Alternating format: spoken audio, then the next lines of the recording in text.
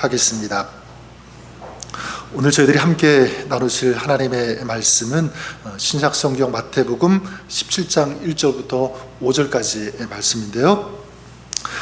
제가 마태복음 17장 1절을 읽고 우리 5절까지 한 절씩 교독하도록 하겠습니다. 엿새 후에 예수께서 베드로와 야고보와 그 형제 요한을 데리시고 높은 산에 올라가셨더니 앞에서 번영되사 그 얼굴이 해같이 빛나며 옷이 빛과 같이 휘어졌더라. 그때 모세와 엘리야가 예수와 더불어 말하는 것이 그들에게 보이거늘 베드로가 예수께 여쭈어 이르되 주여 우리가 여기 있는 것이 좋사오니 만일 주께서 원하시면 내가 여기서 초막 셋을 짓되 하나는 주님을 위하여 하나는 모세를 위하여 하나는 엘리야를 위하여 하리다. 5절 같이 읽겠습니다. 말할 때 호련히 빛난 구름이 그들을 덮으며 구름 속에서 소리가 나서 이르시되 이는 내 사랑하는 아들이요 내 기뻐하는 자니 너희는 그의 말을 들으라 하시는지라. 아멘. 하나님의 말씀입니다. 지난주가 Father's Day였습니다. 그래서 지난주에 또 아버지를 위해서 이렇게 맛있는 점심도 사드리고 뭐 이런 가정들 또 모습들을 제가 보았는데 좀 오래전이었지만 그 TV에서 제가 보았던 것이 기억이 났습니다. 뭐냐면 어떤 여자 중학생이 있었는데 그 중학생이 편지를 써가지고요.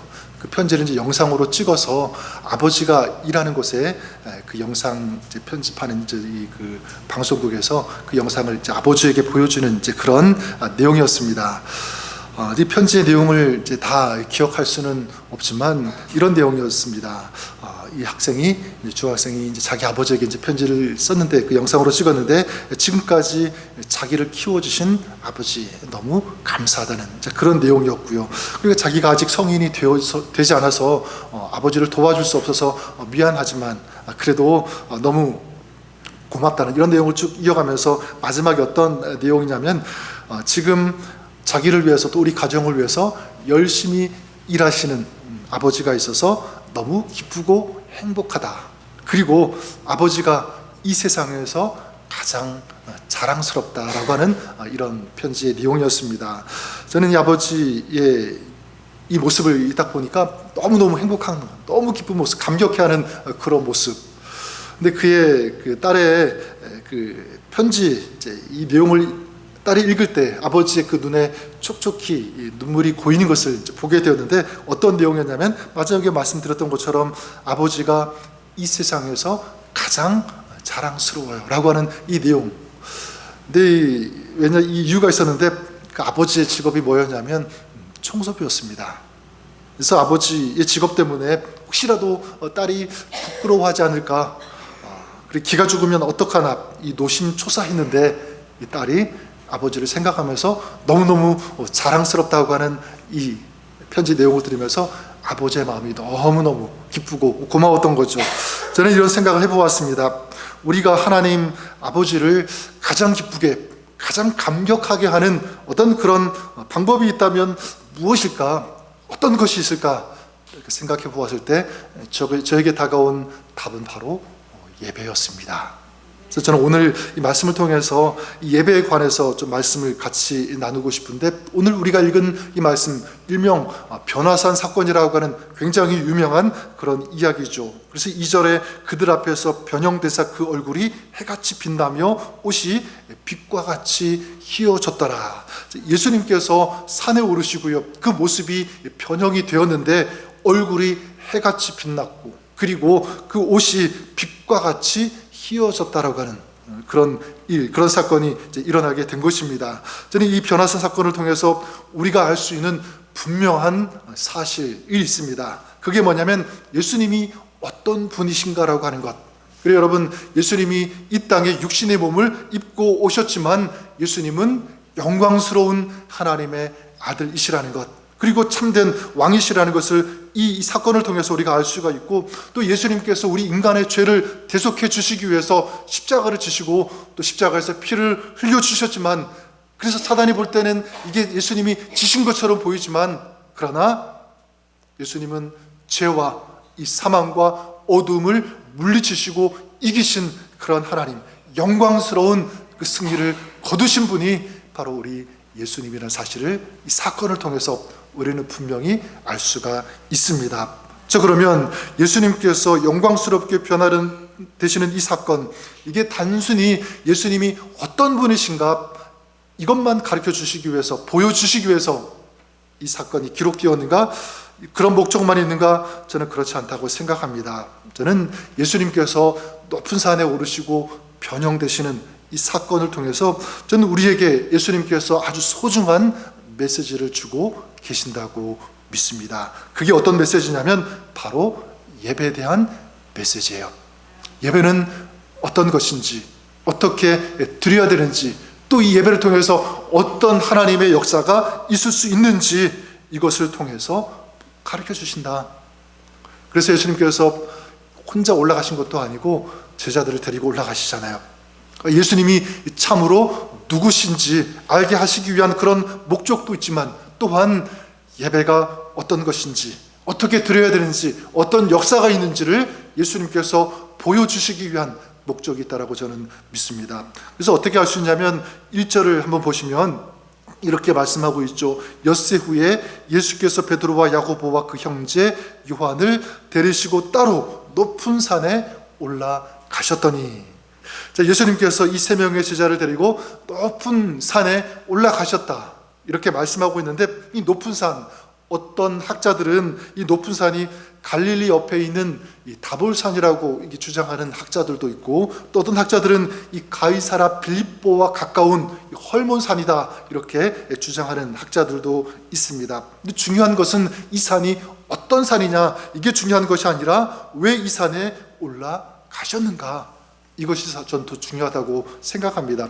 오늘 본문에는 그냥 높은 산에 올라가셨다 이렇게 말씀하고 있지만 누가복음 9장에 보면 아주 정확하게 그 산에 올라가신 목적을 기록하고 있습니다. 뭐라고 하셨냐면 예수님께서 기도하러 산에 올라가셨다 이렇게 말씀하고 있습니다. 자, 그러니까 예수님께서 높은 산에 올라가신 그 이유가 무엇입니까? 기도하시기 위해서, 하나님을 만나시기 위해서, 다른 말로 하면 하나님께 예배하시기 위하여 그 산에 올라가셨다는 사실입니다. 자, 그러면 예수님은 이 높은 곳 산에 올라가셨을 때 어떤 마음으로 올라가셨을까? 어떤 마음으로 이 예배에 임하셨을까? 여기에 대해서 1절 그 후반절을 다시 보시면 이렇게 말씀하고 있죠. 따로 높은 산에 올라가셨더니, 따로 높은 곳에 올라가셨다. 저는 이 말씀을 묵상하는데 예배는 이래야 된다. 그 예배의 정의가 세 가지가 떠올랐습니다. 그게 뭐냐면 첫 번째는 예배는 하나님께 집중하는 것이다 라는 것입니다. 예배는 하나님께 집중하는 것. 따로 높은 산에 올라가셨다. 그러니까 예수님은 하나님께 집중하기 위해서 높은 산에 가신 것이죠. 이 땅에서 여러 가지 그런 세상의 소리들 들리지 않는 그곳, 오직 우리 하나님께 집중할 수 있는, 몰입할 수 있는 그 장소, 그것을 구분해서 우리 예수님은 올라가셨다는 사실입니다. 그래서 시편 121편에도 보면 시편 기자도 하나님께 집중하면서 이렇게 노래하지 않습니까? 내가 산을 향하여 눈을 들리라. 산을 향하여 눈을 든다. 그러니까 산을 지으신 분, 그분께 집중한다는 거죠. 또 어떤 의미가 있습니까? 산보다도 더 큰 힘과 능력을 가지고 계신 그분을 내가 바라보겠다, 그분을 의지하겠다, 그분께 집중하겠다라고 하는 이런 의미입니다. 자, 그런 의미에서 저는 여러분이 이 자리에 지금 예배 자리에 오셨다는 것, 정말 어마어마한 굉장한 축복이 아닐 수 없습니다. 너무 아름다운 그런 시간이죠. 집중하기 위해서 여러분들이 이 예배 자리에 나오셨으니까. 또한 예배는 무엇이냐면 예배는 기다림입니다. 기다림. 따로 높은 산에 올라가셨다. 그러니까 따로 시간을 구분하신 것이죠. 그리고 준비하신 거예요. 그리고 그 시간을 기다리셨다라고 볼 수가 있습니다. 즉, 그래서 정말 가장 아름다운 그 예배는 무엇이냐면 저는 기다림이 있다라고 믿습니다. 예배가 기다려질 때, 이 기다림으로 그 예배를 준비할 때 우리 하나님께서 그 예배 자리에 풍성한 은혜를 더해 주시는 줄 믿습니다. 2000년도인가 제가 전도사일 때 그 단기 선교팀들과 함께 그 중국의 이 장춘시에 단기 선교 여행을 떠난 적이 있었습니다. 소위 이 지하 교회에서 예배를 드리는 그 중국 그 한족들 한 200명 넘는 많은 사람들이 이제 거기에 참석해서 이제 예배를 같이 이제 드렸는데, 그 지금도 그 모습이 생생히 기억이 납니다. 얼마나 그 기도 소리가 뜨거운지, 그 예배가, 그 찬송이 얼마나 아름다운지, 얼마나 뜨거운지, 그 중국의 그 성령의 역사가 얼마나 강력하게 임하시는지를 직접 제 눈으로 목격했습니다. 근데 저는 그 뜨거움의 그 예배에, 그 집회가 그렇게 성령으로 충만하고 뜨거워질 수 있었던 그 이유가 무엇이었을까 이렇게 생각해 보니까 한 가지 저에게 다가온 것이 있었습니다. 그게 뭐냐면 그들은요, 예배를 기다렸다라고 하는 사실이었습니다. 아니다 다를까 이제 예배가 끝나고 같이 식사하면서 이런저런 얘기를 나누는데 많은 분들이 이런 얘기를 하셨어요. 뭐라고 하셨냐면 자기들은 이 예배에 참석하기 위해서 한 달 동안 준비하고 기다렸다는 거예요. 그리고 며칠 동안 올 수 있는 그 거리를 매일매일 거기서 중간중간에서 자면서 준비하면서 기다리면서 그 예배에 참석했다. 그러니까 하루하루를 매일 손꼽아서 그날을 기다렸다, 이날을. 저는 그 모습에서 큰 감동이 되었습니다. 그렇구나. 이들이 예배를 기다리고 준비했을 때 여기에 우리 하나님께서 임하시고 풍성한 은혜를 내려 주셨구나. 그래 여러분, 예배는 무엇이냐면 예배는 기다림인 줄 믿습니다. 또한 마지막 예배는 무엇이냐면 예배는 갈망이라고 믿습니다. 예배는 갈망. 그래서 예수님께서 이 높은 산에 가셨다고 했는데, 높은 산은 어떤 곳이냐면 하나님을 가장 가까이 만날 수 있는 그런 상징적인 곳이 이 높은 산 아니겠습니까? 또한 하나님의 은혜가 가장 먼저 부어지는 곳, 바로 그곳이 이 높은 산. 그런 의미에서 저는 개인적으로 예수님께서 그 오르신 높은 산이 다볼산이 아니라 헐몬산이 아닐까, 그런 생각을 해보게 됩니다. 왜냐하면 이 헐몬산은 하나님의 은혜가 기름과 같이 흘러 넘치는 곳으로 그 당대 그 시대 사람들이 인식했기 때문이에요. 그래서 시편 133편 3절에 보면 이런 말씀이 있습니다. 헐몬의 이슬이 시온의 산들에 내림 같도다. 하나님의 은혜가, 그 성령의 그 은혜가, 그 기름 부으심이 이슬처럼 헐몬의 산에 임한다. 그 주님이 그 마음을 가지고 이 산에 오르시지 않으셨을까? 여러분, 예수님은 부족함이 없으신 분이에요. 모든 것에 완전하신 분, 완벽하신 분, 부족함이 없으신 그런 하나님, 그 하나님의 아들이신데, 그럼에도 불구하고 우리 예수님은 하나님의 도우심과 하나님의 인도하심, 은혜를 구하시기 위해서 높은 산에 올라가셨다는 사실입니다. 어떤 마음으로 올라가신 거죠? 갈망함, 사모함으로 올라가셨다는 거예요. 저는 그런 의미에서 여러분들이 한번 자기 자신에게 이런 질문을 던져보시기를 바랍니다. 나는 예배에 올 때 집중하고 있는가? 누구에게 집중하고 있는가? 혹시 세상 일, 아니면 세상의 어떤 문제, 어떤 사람을 집중하면서 예배에 오는 것은 아닌가? 여러분, 그렇지 않고 오직 우리 예배를 받으시는 하나님께 집중하시는, 이 집중함으로 예배에 나오시는, 또 이 자리가 그런 시간이 될 수 있기를 주님의 이름으로 간절히 축원합니다. 또한 나는 예배를 얼마나 준비하고 얼마나 기다리고 있는가 질문해 보았으면 좋겠어요. 여러분, 혹시 지금도 여러분, 저는 그렇다고 믿지만 또 과거에 내가 얼마나 그 예배를 기다리고 사모했던 그런 적 언제가 있었는가 생각해 보세요. 혹시 지금이 내가 기다리는 마음이 없다면 과거에 정말 주님의 그 은혜를, 그 예배를 기다리면서 준비했던 이 마음이 다시 뜨겁게 회복될 수 있기를 주님의 이름으로 간절히 축원합니다. 또한 나는 주님의 은혜를 얼마나 사모하고 있는가, 얼마나 갈망하고 있는가, 또 주님을 향하여 내 마음이 정말 주린 마음을 가지고 있는가, 이 질문을 던져 보시기를 바랍니다. 여러분, 만약 미국의 대통령이 지금 바이든이죠. 여러분들 한번 이 백악관에 초청했다고 한번 생각해 보세요. 어느 날 백악관에 와라, 내가 차를 보내주겠다. 비행기 헬기일까요? 그럼 여러분, 그날 어떻게 준비하겠습니까? 어떤 마음이겠습니까? 아마 여러분 옷도 새로 사고, 그렇죠? 마음이 설렐 것 같아요. 머리도 좀 미용실 가서 더 예쁘게 하고 막 이제 그런 마음, 가서 내가 무엇을 먹을까, 뭐라고 나에게 얘기할까, 그런 사모하는 마음, 갈망하는 마음, 그 시간 그때 기다려지고 그러지 않겠습니까? 저는 사람도 그런데 여러분, 우리의 창조자가 되어주시고 오늘도 살아 계셔서 우리 모든 주권자가 되어주시고 은혜와 하늘의 능력을 우리에게 마음껏 부어주시는 그 하나님이 우리를 부르시는 그 자리, 그 예배 자리, 그 하나님을 만나는 자리에 우리가 나아갈 때 어떻게 해야 할까? 저는 우리 예배가 이런 예배가 되었으면 좋겠습니다. 예수님께서 산에 오실 때 그래요, 우리 하나님께 집중했던 것처럼, 그리고 기다리셨던 것처럼, 준비하시면서 또한 하나님의 은혜를 갈망하셨던 것처럼 오늘 우리 예배가 집중함으로, 그리고 기다림으로, 그리고 사모함으로 주님 앞에 나아가는 예배가 될 수 있기를 주님의 이름으로 간절히 축원합니다. 또한 이런 예배가 우리 안에 회복될 수 있기를, 또 이런 마음이 먼저 우리 안에 다시 한번 뜨겁게 살아날 수 있기를 주님의 이름으로 간절히 축복합니다. 자, 그러면 우리가 이런 마음으로 예배로 나올 때, 이런 마음으로 우리가 예배 드릴 때 우리 하나님께서 그 예배 가운데, 또 그런 예배를 드리는 사람 가운데 어떻게 역사하시는가, 어떤 은혜를 부어주시는가, 두 가지를 말씀드리고 싶어요. 먼저는 변화를 경험한다는 것입니다. 변화, 하나님께서 이루시는 축복의 변화, 이렇게 말씀드릴 수가 있는데, 2절 우리 한번 다시 한번 읽어볼까요? 2절에 뭐라고 말씀하시는지. 자, 2절 같이 읽겠습니다. 시작.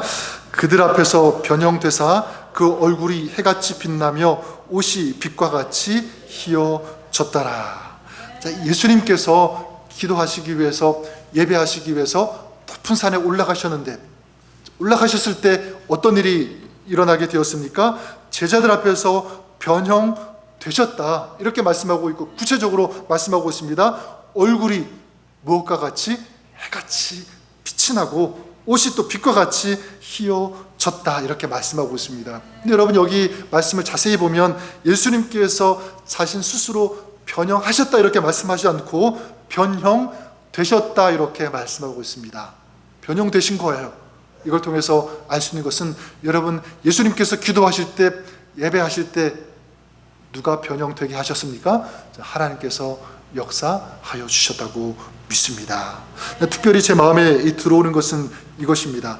얼굴이 해같이 빛나며, 얼굴이 해같이 빛났다. 여러분, 이건 단순히 물리적인 그런 현상이 일어난 것이 아니라, 얼굴이 해같이 빛났다는 것은 뭐냐면 하나님께서 그 자리에 그에게 임재하셨다는 강력한 증거가 바로 얼굴이 해같이 빛나는 것, 이것이라고 믿습니다. 그래서 출애굽기 34장에 보면 모세가 산에 올라가서 하나님을 만나게 되죠. 그랬을 때 그의 얼굴에 빛이 났다. 그래서 그 빛이 나는 그 얼굴을 본 이스라엘 자손, 그리고 그 형제들이 이 모세를 보기를 두려워했다. 얼굴이 너무 환하니까, 빛이 나니까 하나님을 만난 그 결과죠. 사도행전 6장에도 보면 스데반이 그의 얼굴이 천사의 얼굴과 같이 빛이 났다, 이렇게 말씀하고 있습니다. 그래, 여러분, 집중할 때, 그리고 기다릴 때, 사모할 때, 갈망함이 있을 때, 그런 갈망함으로 예배를 드릴 때 우리 하나님께서 그의 얼굴을 환하게 빛나게 해주시는 줄 믿습니다. 저는 아주 길진 않지만 목회를 하면서 우리 성도님들의 얼굴을 볼 때가 있습니다. 예배를 드리실 때, 기도하실 때, 찬송을 들으실 때 이 모습, 지금도 여러분의 얼굴이 다 이렇게 보이는데, 근데 참 이상한 것은 뭐냐면, 어떤 분은요, 예배할 때, 찬양하고 기도할 때 정말 얼굴이 환하게 빛나시는 분이 있어요. 이상하게. 화장을 진하게 하셔서 그런 게 아니라, 이거 그냥 그 마음, 그 내면에서 올라오는 어떤 그런 빛입니다. 환한 거예요. 분명히 제가 그분 보면 알잖아요. 지금 고단한 일이 있고 힘든 일이 있는데 이상하게 얼굴은 환한. 엊그저께 우리 새벽 예배에도 이 찬양을 우리 시작하면서 불렀습니다. 주 안에 있는 나에게 딴 근심 있으랴. 십자가 앞에 나아가 내 짐을 풀었네. 주 안에 있는 나에게. 이 찬양을 부르는데 이상하게 제 마음이 환해지는 것 같아요. 또 성도님들의 얼굴을 보니까 많이 이렇게 이렇게 오시진 않았지만 이 자리가 정말 환하게 빛나는 것 같은, 제 마음이 어떤지 모르겠지만 그런 느낌을 제가 받았습니다. 저는 소망하기를, 저는 이 자리에 여러분의 마음이 환하게 빛이 나는, 또 여러분의 얼굴이 환하게 변형되어지는 이런 놀라운 그 은혜의 역사와 기적이, 이런 축복이 있을 수 있기를 우리 주님의 이름으로 간절히 축원합니다. 여러분, 이 얼굴은 그냥 얼굴만이 아니에요. 이 얼굴은 무엇이냐면 이 사람의 마음의 거울, 이게 우리 얼굴 아니겠습니까? 또한 그 얼굴은 뭐냐면 그의 그 삶, 그 살아가는 그 모든 모습이 다 농축되어 있는 곳, 대변되어지는 곳, 그것이 얼굴 아니겠습니까? 그러니까 얼굴이 변화되었다는 것은 뭐냐면 그의 그 마음과 그 내면과 그 삶, 그 모든 것이 아름답게 바꾸어졌다는 것을 의미하는 것입니다. 저는 오늘 우리가 예배할 때 이런 변화를 우리에게 허락해 주실 것을 믿습니다. 우리 안에 있는 이 슬픔이 기쁨으로 바뀌어지는 그런 역사, 아프고 힘들고 고단하고 찢긴 우리의 내면과 이런 상처들이 치유되어지고 회복되어지는 그런 역사, 절망할 수밖에 없는 그런 상황이, 슬퍼할 수밖에 없는 그런 우리의 이 시간들이 바뀌어져서 기뻐하며 감사하며 감격하며 노래할 수 있는 그런 인생으로 변화되는, 변형되어지는 이런 역사, 예배하는 자에게, 그런 자리에게, 그런 가정에게 우리 하나님은 오늘도 역사하여 주시는 줄 믿습니다. 또한 이러한 예배를 드릴 때 어떤 축복이 있냐면, 이제 우리가 그런 변형되어지는 축복도 있지만 이런 변화를 통해서 다른 사람을 변화시킬 수 있다는 것, 그것도 굉장히 큰 역사고 축복이라고 믿습니다. 다른 사람을 변화시킬 수 있는 그런 사람이 되는 것. 오늘 말씀에 예수님께서 변형이 되셔서 얼굴이 해같이 빛이 나고요, 그리고 옷이 그리고 빛같이 희어졌다, 이렇게 말씀하고 있는데, 그 모습을 본 이 제자들이, 그 중에서 베드로가 이렇게 반응합니다. 뭐라고 반응하냐면 4절에 보니까 이렇게 얘기하죠. 베드로가 예수께 여쭈어 이르되 주여, 우리가 여기 있는 것이 좋사오니 만일 주께서 원하시면 내가 여기서 초막 셋을 줄 때 하나는 주님을 위하여, 하나는 모세를 위하여, 하나는 엘리야를 위하여 하리이다. 초막 셋을 짓겠다, 이렇게 얘기하고 있죠. 근데 여러분, 이게 뭐냐면 이 제자들은 지금 예수님께서 변화되고 지고 그리고 변형되어지는 이 모습을 보면서 너무너무 좋았던 거죠. 그럴 수밖에 없는 것이, 이 제자들은 이 주님께서 변화되어지는 이 모습을 보면서 정말 예수님이 누구신지를 알았잖아요. 자기들이 따르고 함께하던 그 예수님이 인간, 그냥 사람이 아니시구나, 하나님의 아들이시구나, 영광스러운 그런 분이시구나, 그들은 아주 똑똑하게 보았습니다. 또한 지금 예수님께서 변화되어지는 이 시간, 이 자리가 어떤 자리였냐면 이들은요, 천국으로 느껴졌을 거예요. 이곳이 천국이구나. 여러분, 우리 믿는 사람들이 들어갈 천국도 어떤 곳입니까? 우리를 위해 죽으시고 부활하신 주님께서 계신 곳, 그곳이 천국인 줄 믿습니다. 그래서 그 천국은 주님의 얼굴이 해같이 빛나는, 영광이 가득한 곳, 그곳이 천국 아닙니까? 그래서 그런 찬양도 있죠. 빛나고 높은 보좌와 그 위에 앉으신 주 예수 얼굴 해같이 빛나네, 해같이 빛나네. 이 찬양이 있는 것처럼 여러분, 지금 이 베드로와 여기 있는 이 제자들이 그 순간 그 자리에서 무엇을 경험한 거예요? 천국을 경험했다고 믿습니다. 해같이 빛나시는 영광스러운 그 주님, 그 얼굴, 그 주님의 그 광채나는 그 모습을 보면서 이곳이야말로 천국이구나. 더 이상 내려가고 싶어 하지 않았던 거죠. 계속 여기에 머물고 있었던 거예요. 너무 황홀하니까 그냥 이곳에서 집을 살고 영원히 집을 짓고 영원히 살겠다, 이런 마음, 이런 고백을 하고 있는 거죠. 자, 그랬을 때 그들에게 또 어떤 역사가 일어나냐면 구름이 몰려왔고 하늘에서 음성이 들려왔다, 이렇게 말씀하고 있습니다. 어떤 음성이냐면 이는 내 사랑하는 아들이요 내 기뻐하는 자다. 너희는 그의 말을 들으라. 지금 이 제자들이 무엇을 경험했냐면 예수님이 진정 어떤 분인지를 보게 되었죠.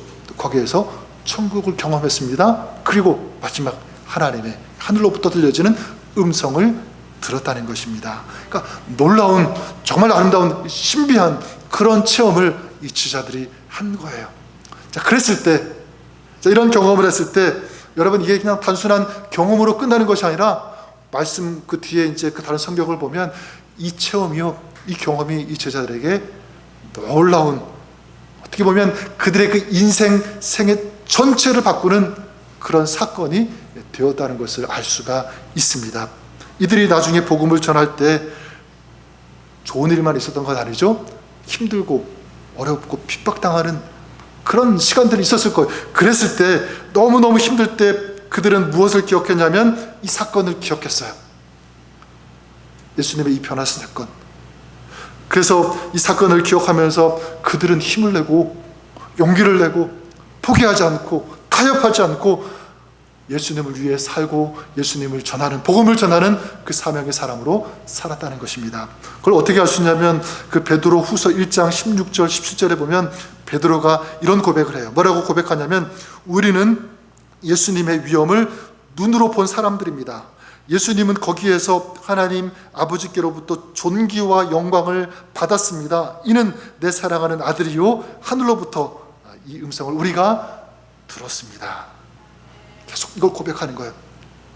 그리고 기억하는 것입니다. 붙드는 거예요.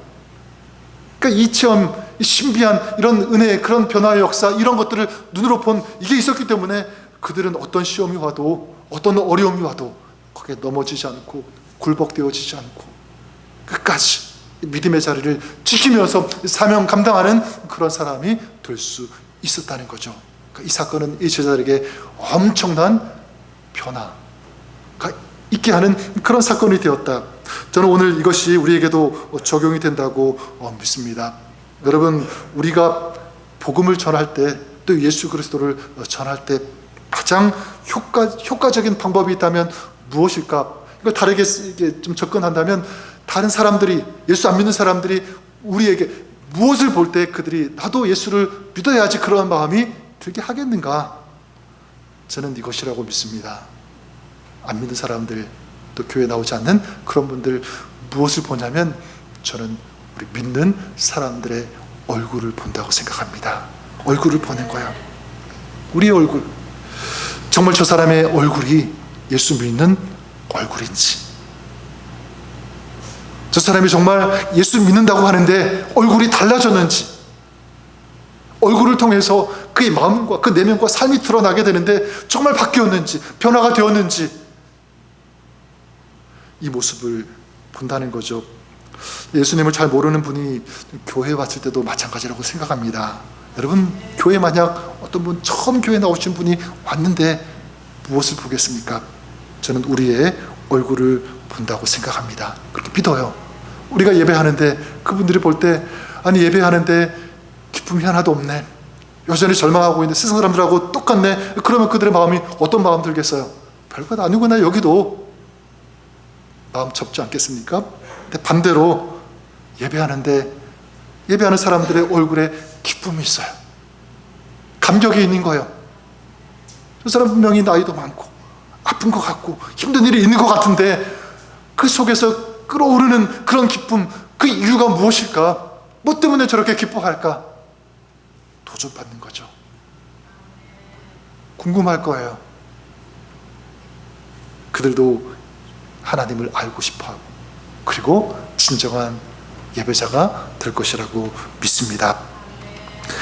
지난 6월 4일 한 3주 전인데 그 오렌지 카운티에 있는 그 미주 복음 방송에 제가 이제 목회자 세미나에 이제 참석한 적이 있습니다.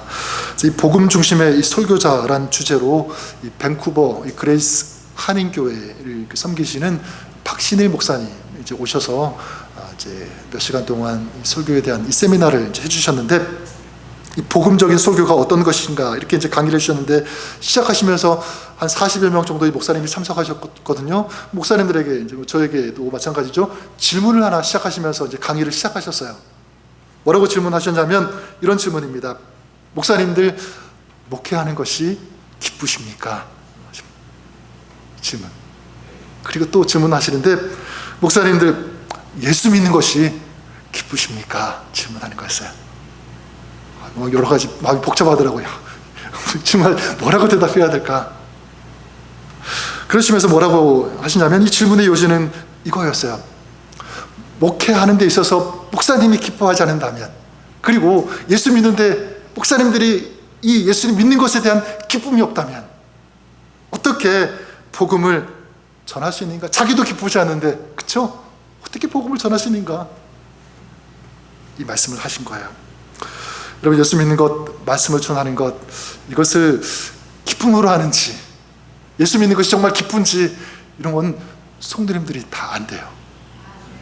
이제 많이 찔렸어요. 여러분들이 어떻게 또 보실까? 저는 여러분들에게 이렇게 질문하고 싶어요. 여러분, 예수 믿는 것 기쁘십니까? 예수 믿고 변화가 나에게 있으십니까? 근데 여러분, 이것은요, 또 누가 아냐면 세상 사람들이 알아요. 그렇죠? 정확하게 알아요. 저 사람이 정말 예수 믿고 변화되었는지, 기쁨이 있는지. 그래서 어떤 사람들은 이제 막 이렇게 유혹하기도 하죠. 집사님, 권사님, 오늘 우리 그냥 어디 놀러 갑시다. 그러면 이분이 아닙니다. 난 예배 드릴 것입니다. 나는 거기 타협할 수 없습니다. 그렇게 완강히 거부하고 예배에 참석할 사람인지, 그래 한번 가볼까요? 이렇게 말하시는 사람인지 누가 알아요? 성도님들도 안다고 하는 거예요. 그 모습을 보면서, 그 마음 보면서, 그 달라진, 그 변화된 그 모습을 보면서 나도 믿어야 되겠다. 나도 저번에 믿는 그 예수님 나도 만났으면 좋겠다. 이런 거룩한 도전이 그 안에서 일어난다고 하는 것이죠.